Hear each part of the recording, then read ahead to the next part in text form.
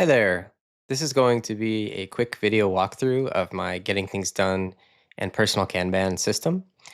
And so what I will do is I will walk through the 5 steps of GTD and the different lists I use and the process I use. And I'll lightly touch on some personal Kanban tactics and approaches as well. So with GTD, everything starts with getting ideas out of your head, capturing them, collecting them into one inbox. And so on the screen here, this is a tool called Clickup that I use. It is extremely powerful. It also is extremely busy with features and all types of capabilities. So it's not generally a place I recommend people start. I have other tools such as Airtable, Trello, Notion that work really well if you're looking for a digital system. If you are looking for a physical system, I can explore that as well in a separate video or offline with you, or off this video rather. So for starters, collecting ideas, externalizing work, getting those ideas out of your head. Your mind is for having ideas, not holding them. So I use stickies quite regularly as a way to just brain dump anytime something comes in or pops up or a request is made of me. I get that out of my head and into or onto a sticky. Sometimes I will use my inbox right here. So sometimes I go direct to this list. Again, I have a GTD system folder here. So this is like my GTD system in this tool that I've built. And then I have an inbox. So record walkthrough video of my system would be an example. So now I've captured it, right? And that's there. I also have to do some yard work today.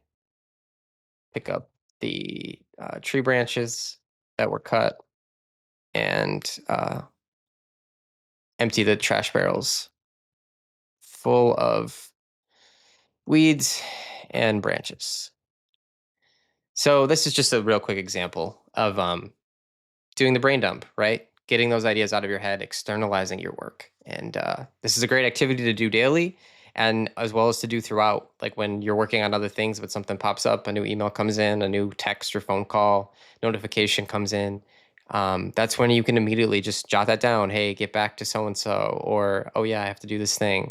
Just get it out of your head. And that can be in a sticky. And then later I'll take that sticky and I'll either immediately process it, meaning that I will just complete the action item, or if it's a project or something that I'm not going to get to within the next 24 hours, it goes here. It goes into the system.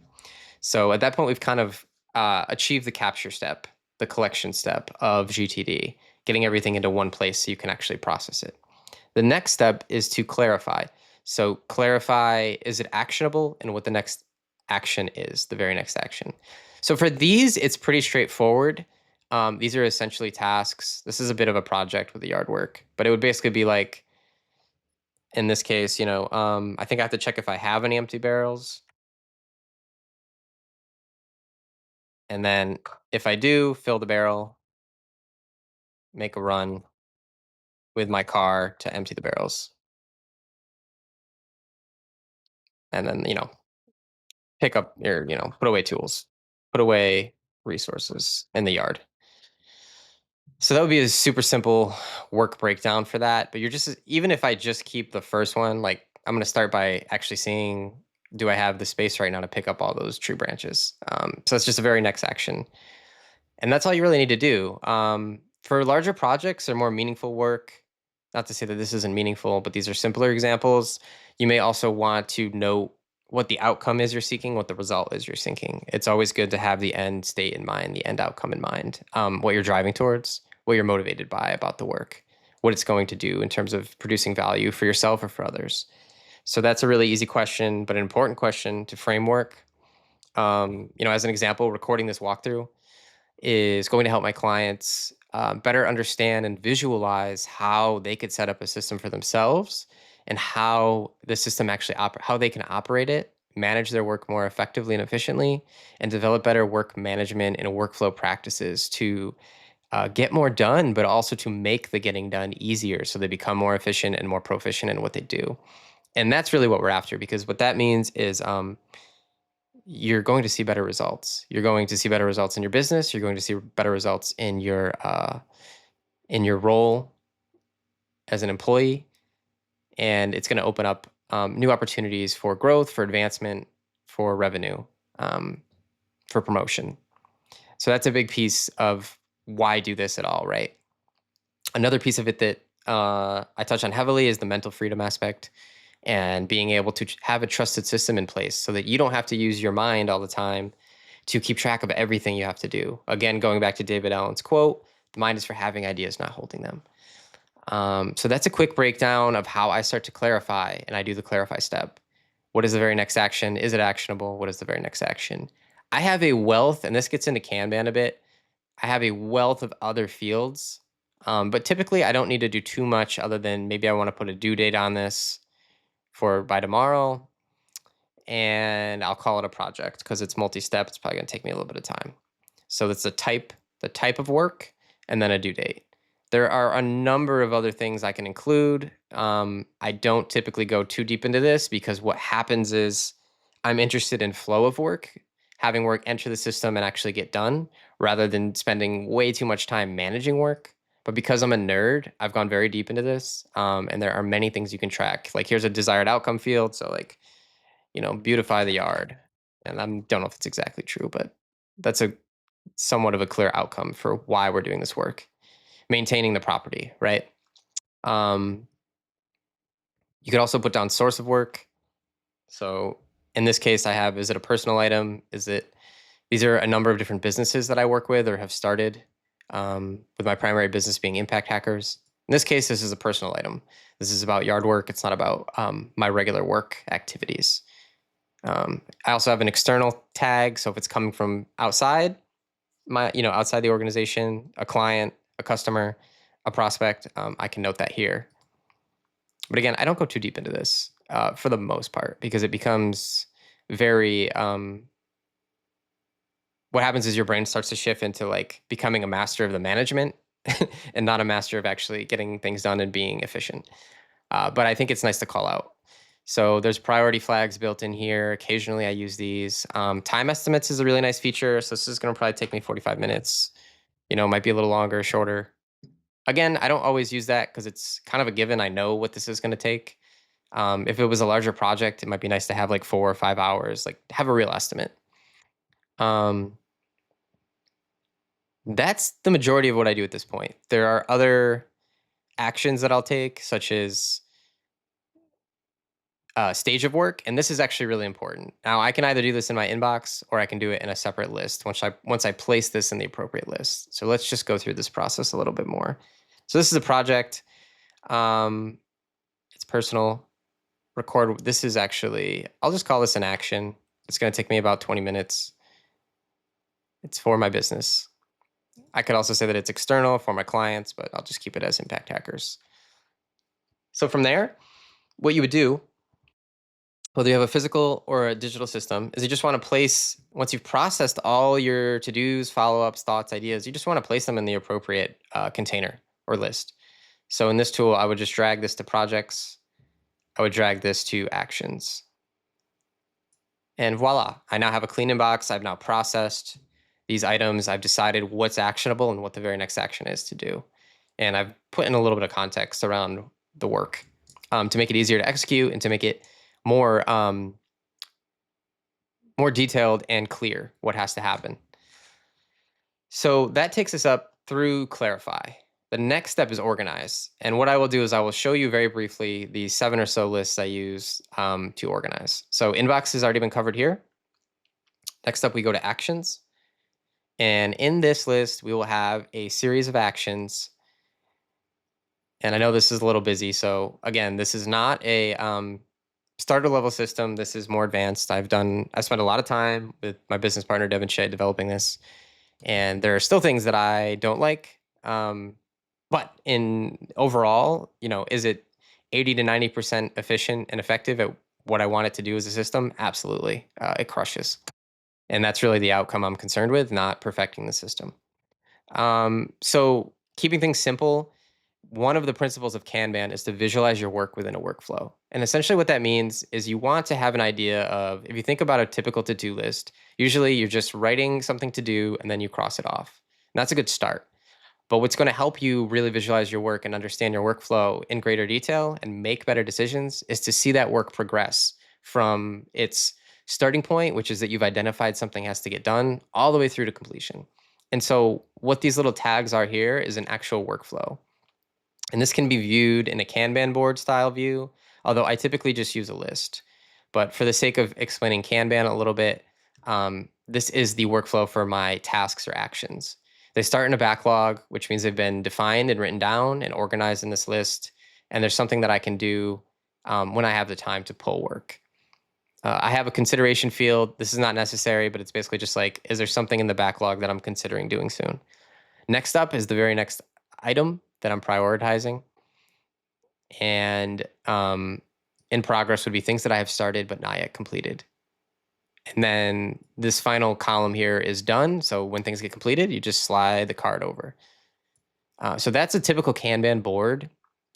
In my list view, which is really my dominant view, it's the same thing, but as opposed to moving left to right, it's just moving from top to bottom. So you could see next up, you could see done. I don't have anything in progress right now or in consideration. So that's why that's why that view, these columns are hidden. And this tool is cool in the sense that you could only look at what's done, you could only look at what's next up, etc. But we don't have to really worry too much about the features. That's not the point of this video. So real quickly, when things get in here, there's a few things I do track regularly, and that's particularly due dates, the state of the work. So is it something that I've started already, which would mean that it's active? Is it ready to be worked on? Is it blocked for some reason? Am I incubating it, meaning that I've started to kind of think about it or do some supportive tasks or work around it, but it's not yet truly active? Is it something I've delegated? Is it something I've scheduled so it's actually on my calendar? And you don't need all these fields, but just having a few of these really gives you a powerful context to understand, okay, what's actually in motion already? What is ready to be worked on? What is more of a calendar item? What is something that I've delegated or I'm waiting for something else to happen before I can move it forward? So those are some really, really cool context to think about your work and your workflow. And then the second one has already been laid out, which is the stages of work that the workflow contains. So backlog, consideration, next up, in progress, and done. So that's essentially what this is. I don't think there's too much more to cover on this. You'll see here, so I've moved in some new tasks at the bottom, and they're empty, which means that they just have not been assigned a workflow stage yet. So what I would do with these is just quickly process them. This will go to the backlog. This can go to the backlog. What is this? This is also a backlog item. So most of this is just typically going to go, and when I say backlog, you could just think of it as it's to do. Like that's all it means. It means that it's been identified as an action that's important to do, but it hasn't been started yet. That's all backlogged is. Record a walkthrough of the system. This is actually in progress. And so now we will see that pop up right here. And that's all. I could put a due date on it today, but again, the emphasis is on flow of work and getting things done, not so much on over managing work. So this is the actions level. This is things that typically will take me less than an hour to do. At the projects level, we have basically a mirror. It's essentially a slightly different workflow. It has a little bit more depth to it, but it's the same process. We have a state field and we have project stages. So the stages for projects for me that are a little more nuanced, I have a definition stage, and that's where I actually define and plan. So for the project, I make sure that that outcome is clear. I make sure that I understand the steps involved to complete the project, and then from there it can move forward. And if it requires an in-depth plan, that as well. From there, it can move forward into consideration, next up, or just right to execution. The other stage that's a little different is analysis. So often when you finish larger projects, you want to take a moment to just reflect on the output and outcome of that project. So did completing the project actually achieve the goal that you had in mind or the outcome you had in mind? How well did it achieve the outcome? What did you learn in executing the project that you could actually borrow and implement as an insight going forward in the future? Is there anything about your process that you'd want to change if to do like work, a project like this again in the future? So that's what the analysis step is for.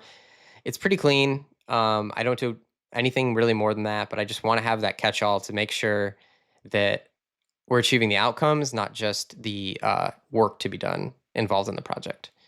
And so I also use priority fields in here quite a bit for projects. As you can see, everything's kind of tagged normal or high. Um, you also get this number here, how many things are in each stage, which is really handy. Uh, Anything else to call out here? I think that's pretty straightforward. I'll leave that as is. Um, Waiting for blocked. So this is for things that you are overseeing, things you're working on that are not yet done, and you're waiting for someone else to take an action on. So as an example, I'm waiting back to hear from someone, and I put a due date on that. I also have a date created field, so I know when I made this. Same thing with Tom. I'm waiting for him to make me an intro to some teachers. Form submission. So this was for a client. I was waiting for him to fill out a form to meet with our integrative health and functional medicine coach, which has actually been completed. So I could close this. That's a status field, very similar to the work stage field. So this is really nice. You know, if you're waiting for a follow-up, waiting for an email, waiting for an action to occur, you just jot it down. And if you're in a different system, you can note the date you jotted it down and when you'd like to revisit it. Super simple, but super useful. Up top, I have a bunch of frozen items. These are essentially, in this case, these are largely folks that I've reached out to about my business that responded saying that they wanted to meet or that they wanted to follow up with me, but they have not. So there's some things that are quite old, going back almost 2 months now. And I think soon I will probably process them out. I'll either send one more communication to see if there's still interest to meet or to move forward with the conversation. And if not, I will simply let these go. I'll close them and move forward. But that's what the frozen is. The frozen is I was waiting for this so long that I decided it's no longer in play. It's no longer something that's really active. It's more on the back burner. But I don't want to lose track of the intention to meet and to move forward. So that's my waiting for list. I have a simple ideas list. So for things that come into your inbox that are ideas, you can put them here. So things you're not committed to yet, but you might like to do someday, as David Allen says, someday maybe. And I have a more in-depth someday maybe folder here where I actually organize all my ideas into different categories. So is it related to networking and people? Is it just a general idea? Is it related to actually scheduling something on my calendar? Is it a task? Is it a project?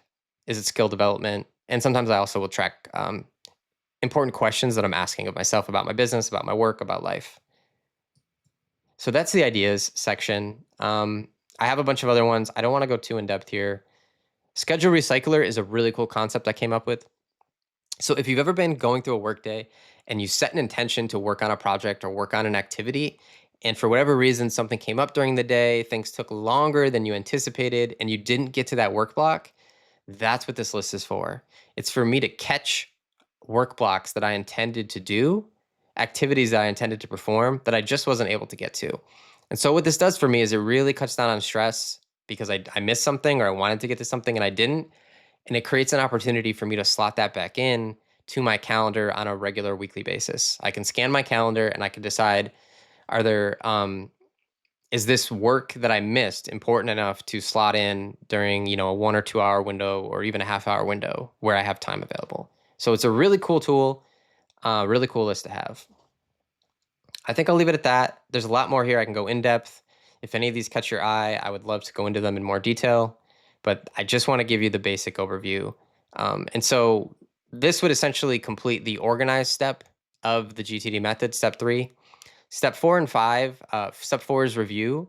So that's just essentially once a week doing a big review of all of your items in your projects and your actions list. If you have anything in your inbox you haven't processed, processing that and reviewing your lists as well as your calendar, which I'm not showing here, but most folks understand if you have a Google Calendar, an Outlook calendar, even a physical calendar, you just want to look at that on a regular basis and review that.